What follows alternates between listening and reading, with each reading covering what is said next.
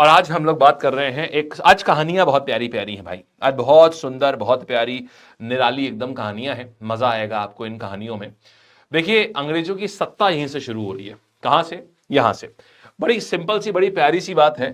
तो बालकगण, क्योंकि अंग्रेजों की सत्ता यहां से शुरू हो रही है।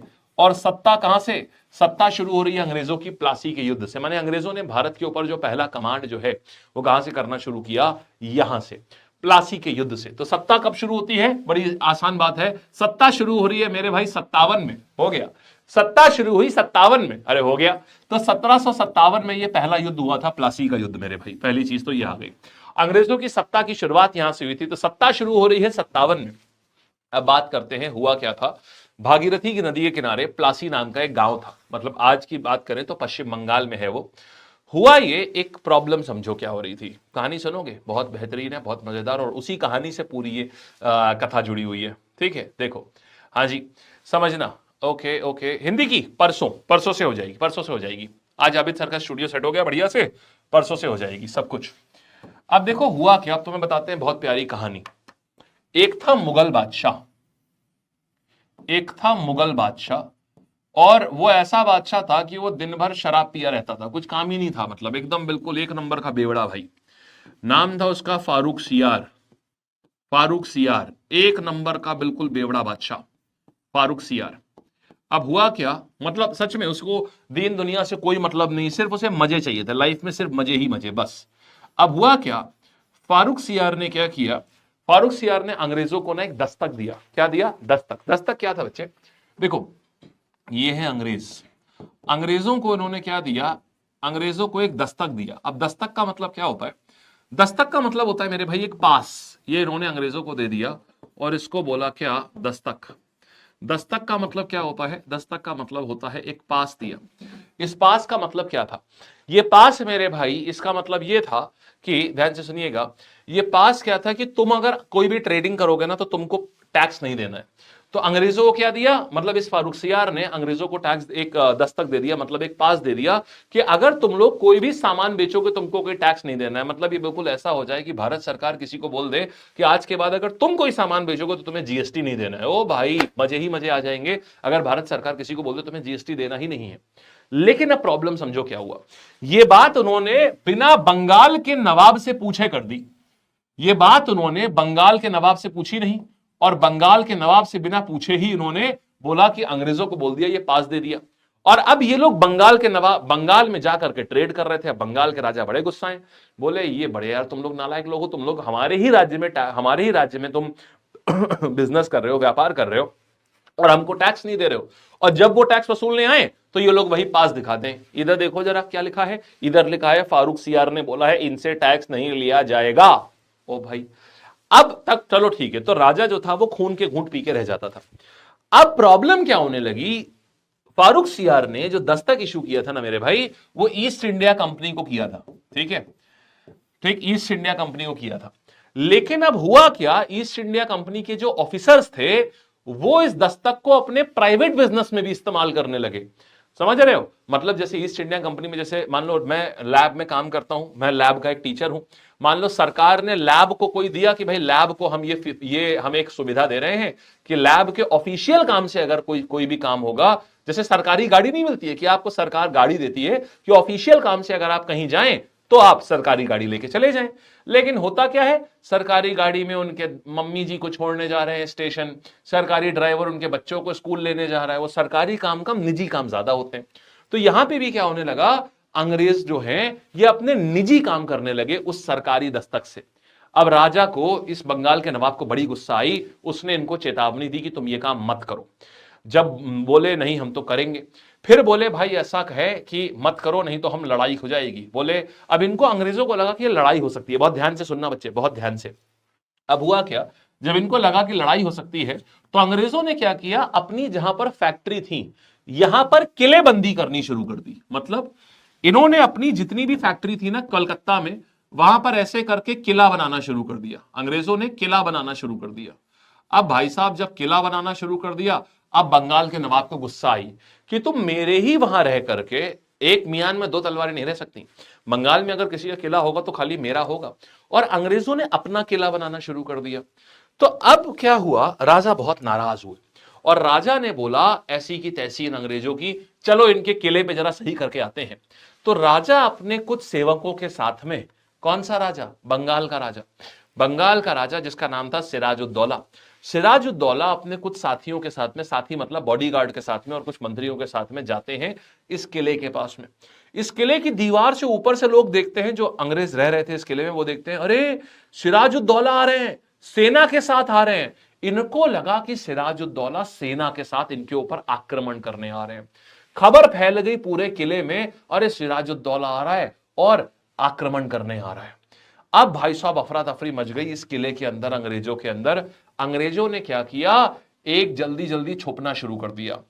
एक कमरा ऐसा था मेरे भाई जहां पे कोई हवा, मतलब कोई खिड़की विड़की नहीं थी।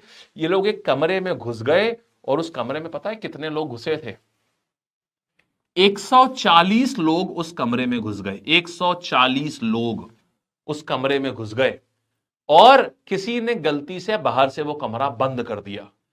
एक कमरे में कोठरी थी, वो छोटी सी, उस छोटी सी कोठरी में जान बचाने के लिए, वो भी इनको गलत फहमी थी, सिराजुद्दौला खाली धमकाने आ रहा था और इनको गलत फहमी हुई और गलत फहमी के चलते इन्होंने क्या किया, ये सब लोग अंदर घुस गए और बाहर से किसी ने बंद कर दिया दरवाजा। अगले दिन सुबह जब वो दरवाजा खोला गया तो 140 में से 114 लोग मरे मिले। बाप रे बाप, सोचो 114 लोग मरे मिले। अब ब्रिटेन के भाई खून सवार, उनको लगा सिराजुद्दौला ने हमारे 114 लोगों को मार दिया, निहत्थे लोगों को मार दिया। मेरे भाई इसको बोलते हैं ब्लैक होल ट्रेजेडी, मतलब एक काली गुफा की ट्रेजेडी, जो किसी ने मारा नहीं, अंग्रेजों के अपने ही कंफ्यूजन के चक्कर में वो मारे गए अपने आप। ये एक प्रकार की आत्महत्या हो गई है, तो किसी ने मारा थोड़ी ना था, वो तो अपने आप ही घुस गए थे जाकर के वहां पर। लेकिन अंग्रेजों के भाई सर पे खून सवार हो गया। बोले रात का खाना तब खाऊंगा जब सिराजुद्दौला के खून से हाथ धो लूंगा। ओ भाई साहब, बोला गया कौन है वहां इंडिया में, कौन है सबसे तगड़ा हमारा गवर्नर। बोले रॉबर्ट क्लाइव का एक आदमी है, कतई सीआर आदमी है, कतई सीआर आदमी है, लोमड़ी आदमी है, इतना चालाक कि लोगों ने बोला लेकिन सिराजुद्दौला से भिड़ना आसान नहीं है, वो बहुत बड़ी सेना है उसके पास। बोला कोई बात नहीं, जिसको दमखम ना जीत सके उसको बुद्धि जीतती है उससे। रॉबर्ट क्लाइव, बोला कौन आदमी ऐसा है जो हमारा बड़ा चतुर चालाक लोमड़ी है। खबर आई रॉबर्ट क्लाइव एकदम सीआर आदमी है। तो हुआ क्या, ईस्ट इंडिया कंपनी ने लंदन से ऑर्डर भेजा रॉबर्ट क्लाइव को बुलाया जाए। मेरे भाई रॉबर्ट क्लाइव उस समय मद्रास में था। रॉबर्ट क्लाइव, ध्यान से सुनना, रॉबर्ट क्लाइव उस समय मद्रास में था। रॉबर्ट क्लाइव जो है, इसको पता चलता है, इसको गुस्सा आता है, ये जाता है इधर आता है बंगाल के राजा से लड़ाई करने के लिए कि ऐसी की तैसी तुम्हारी, तुमको तो मैं सही करूंगा। लेकिन देख करके उसकी सेना, इसकी भी हालत खराब हो जाती है। ठीक है, अब क्या हुआ भाई, अब क्या हुआ, यहां पर ब्लैक होल ट्रेजेडी हो गई। और इसकी पूरी जानकारी किसने दी थी, एक हॉलवेल नाम के एक व्यक्ति ने। देखो हॉल में, देखो ब्लैक होल में जो भी सही रहा, एक ही आदमी वेल रहा था, उसी ने एक ही, मतलब जो खाली 23 लोग जिंदा बचे थे, बस 23 लोग जिंदा बचे थे, उन 23 लोगों में से एक आदमी था हॉलवेल, जिसने ये जानकारी दी कि हमें तो सिराजुद्दौला ने बंद कर दिया था और उसने मारा। तो वो वेल रहा था। तो नाम आता है कि बताओ कौन जिंदा रहा था उस ब्लैक होल ट्रेजेडी में, आंसर आएगा मेरे भाई हॉलवेल। तो वो आदमी वेल रहा था, मतलब सही रहा था, हॉलवेल नाम था उसका। अब क्या हुआ, खैर रॉबर्ट क्लाइव आते हैं बंगाल के राजा से दुश्मनी निकालने के लिए। इनकी सेना देखते हैं जैसे इनकी हालत खराब हो जाती है। अब जब ये देखते हैं कि इनकी हालत खराब हो गई तो उन्होंने सोचा यार बल से तो काम ना चले, क्योंकि सिराजुद्दौला की सेना बहुत बड़ी थी। इन्होंने, और जहां बल ना हो वहां छल से काम चलाओ। अब ये बन जाते हैं मामा शकुनी। मेरे बच्चे याद है आपको, मेरे बच्चे याद है आपको, महाभारत शकुनी का प्यारा डायलॉग, मेरे बच्चे। तो रणभूमि से पहले मन भूमि में युद्ध खेला जाता है। यानी अब यहां पर क्या हो रहा है, ये अब थोड़ी सी कहानी बड़ी इंटरेस्टिंग होने जा रही है, ध्यान से सुनो। अब मेरे भाई दो साइड आ चुकी हैं इस युद्ध की। एक तरफ बंगाल का नवाब अखंड ताकतवर सिराजुद्दौला, ठीक है, अखंड ताकतवर सिराजुद्दौला, सिराज उद्दौला, ठीक है। और इनका आर्मी कमांडर कौन था, मीर जाफर। मीर जाफर इनका सेना का कमांडर, गनी ताकतवर आदमी एकदम बिल्कुल, है, कदी ताकतवर आदमी एकदम। और अंग्रेजों की तरफ कौन था मेरे भाई, अंग्रेजों की तरफ कौन था, यहां से अंग्रेजों की तरफ में कौन आया है, रॉबर्ट क्लाइव। इनकी सेना का थोड़ा सा मैं तुमको बता देता हूं, थोड़ा सा सेना का बता देता हूं। इनके पास तकरीबन कहते हैं 1 लाख के करीब सेना थी, मतलब 50,000 तो खाली पैदल सैनिक थे इनके पास में, और 50,000 से 1 लाख, अलग अलग किताबें अलग अलग चीज बोलती हैं, तो 50,000 से 1 लाख की सेना थी। अब ये ज्यादा सही है लिखना। इनके पास में मात्र 12,000 सैनिक थे। बताओ जरा कौन जीतेगा, देखने में लग रहा है ना कि ये जीतेंगे, लेकिन भाई ने अकलमंदी करी। भाई को पता था कि ओखली में मूसल में सर देने का कोई मतलब नहीं है। इसने क्या किया, रॉबर्ट क्लाइव ने बोला, रातों रात बुलाया इसको, यहां इससे मिलने गया मीर जाफर से। बोला सुनो जाफर, काम सारा तुम करते हो और मलाई ये मोटू तुम्हारा राजा खाता है, तुम हर जगह जाके युद्ध जीतते हो, क्या तुम्हें मन नहीं करता कभी नवाब बनने का? समझ रहे हो, देख रहे हो क्या कर रहा है वो, देख रहे हो क्या कर रहा है, फूट डाल रहा है। जाके बोला क्या तुम्हें कभी मन नहीं करता राजा बनने का? क्या तुम नहीं सोचे कि यार तुम भी तो नवाब बन सकते हो? क्यों इस मोटू के नीचे रहोगे? ये हमेशा तुम्हारे ऊपर ऑर्डरबाजी करता रहता है, मैंने देखा है कैसे वो तुम्हारी बेइज्जती करता है। अब मीर जाफर को 2-3 इंस्टेंस बता दिए उसकी बेइज्जती के। अब भाई साहब मीर जाफर जो है उसको लगा असली नवाब तो वही है।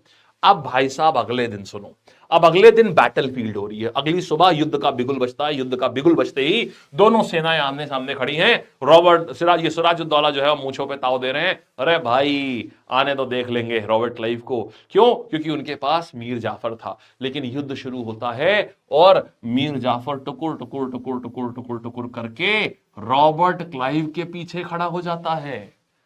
सिराजुद्दौला के काटो तो खून नहीं, धोखा, विश्वासघात घनी बैटलफील्ड के ऊपर। सोचो हिस्ट्री में क्या क्या हुआ है। और उसके बाद जिस राजा को जो नवाब का नौकर था ये, उसी राजा को मार देता है। सिराजुद्दौला की मृत्यु हो जाती है यहां पर। और अब नया नवाब कौन बनेगा? मीर जाफर नया नवाब बनता है। और मेरे भाई क्योंकि अब अंग्रेजों ने इसको नवाब बनाया था, तो अंग्रेज बोलते हैं सुनो ऐसा है, अब पूरी जमींदारी, मतलब यहां से कर वसूलने की जो कहानी है ना, अब कर वसूलने की पूरी पूरी कहानी मेरे पास आएगी। जब वो उसको अपने इशारे पे नचाते, मीर जाफर को अपने इशारे पे नचाते, और जब तब उससे पैसे मांगते रहते। अब वो भी मजबूर था क्योंकि राजा तो उन्होंने ही बनाया था, उसको इतना पैसा देना पड़ता ईस्ट इंडिया कंपनी को, देते देते अघाल हो गया वो। बोलो भाई, ये था इतिहास का पहला बड़ा विश्वासघात। समझ आया आपको? तो इसको हम क्या बोलते हैं भाई? यही होता है बैटल ऑफ प्लासी। क्लियर हुआ? ठीक है, चलिए बच्चे, तो आपको यह बात समझ आ गई कि पहले हुई ब्लैक होल की घटना, और उस ब्लैक होल की घटना के बाद उसका बदला लेने के लिए हुआ प्लासी का युद्ध 57 में। और यहां से अंग्रेजों के हाथ में एक प्रकार से सत्ता आ गई थी, क्योंकि अब यहां पर कठपुतली राजा बैठा दिया गया था। याद आ गई बात सारी। और ये पूरी ब्लैक होल की घटना का वृत्तांत किसने सुनाया था? एक आदमी जो वेल रह गया था, वेल माने सही रह गया था, उसका नाम था हॉलवेल। यहां तक की बात समझ आ गई? ठीक है, चलिए मेरे भाई और आगे आते हैं। अब सुनो, अब देखो, कहानी में मैं आपको बताऊं, कहानी में आपको पता है आपने पूरा एक टॉपिक कर लिया है। अब आपको इसके सवाल कराता हूं, देखना आप सारे सवाल कर लेंगे। यही तो मजा होता है प्यारे तरीके से, सुंदर तरीके से पढ़ने का। इंजॉयमेंट भी है और कंटेंट भी है। देखो जरा, अब बेटा सवाल करना बहुत प्यार से, मतलब पूरे मनोयोग से। बंगाल में ब्रिटिश शासन की नींव रखने वाला प्लासी का युद्ध किस वर्ष लड़ा गया था? बोलो। बंगाल में ब्रिटिश शासन की नींव रखने वाला प्लासी का युद्ध कब लड़ा गया था? बोलो। बहुत बढ़िया, 1757 आंसर आ गया बेटा, लेटेस्ट क्वेश्चन था। आओ अब देखो, ब्लैक होल की प्रसिद्ध घटना जिसमें 146 अंग्रेजों को एक छोटे कमरे में बंद किया गया था, उस समय बंगाल का नवाब कौन था? मीर जाफर, मीर कासिम, सिराजुद्दौला, अली वर्दी खान। बोलो मेरे भाई। शाबाश शाबाश, आंसर क्या आ गया? आंसर आ गया सिराजुद्दौला। आया बढ़िया। आओ आगे आते हैं। ब्लैक होल त्रासदी की घटना का विवरण देने वाला एकमात्र जीवित अंग्रेज अधिकारी इनमें से कौन सा था? रॉबर्ट क्लाइव था, जे जेड हॉलवेल था, हेक्टर मुनरो था, या वॉरेन हेस्टिंग्स था? आंसर देंगे मेरे सारे बालकगण। हाँ जी, क्या बात है, बहुत बढ़िया। तो आंसर मेरे पास में क्या आएगा? हॉलवेल था। यस, शाबाश, आगे बढ़ते हैं नेक्स्ट कहानी पर आइएगा। अब देखो, प्लासी के युद्ध में नवाब सिराजुद्दौला का साथ विश्वासघात करने वाले उनके सेनापति का नाम क्या था? तो विश्वासघात किसने किया था प्लासी के युद्ध में? शाबाश शाबाश, ठीक है। अभी देखो तो आंसर क्या आ गया मेरे पास में, सेनापति का नाम क्या था? मीर जाफर। आगे आते हैं मेरे भाई, बंगाल के नवाब सिराजुद्दौला और अंग्रेजों के बीच में विवाद का मुख्य कारण इनमें से क्या था? पुर्तगालियों का समर्थन कर रहे थे, ठीक है। इसके बाद में दस्तक का दुरुपयोग हो रहा था, मराठों से संधि थी या फ्रांसीसियों को भगाना था? आप देखिए, आपने कहानी से सब कुछ कर दिया है, शाबाश यार, वेरी गुड।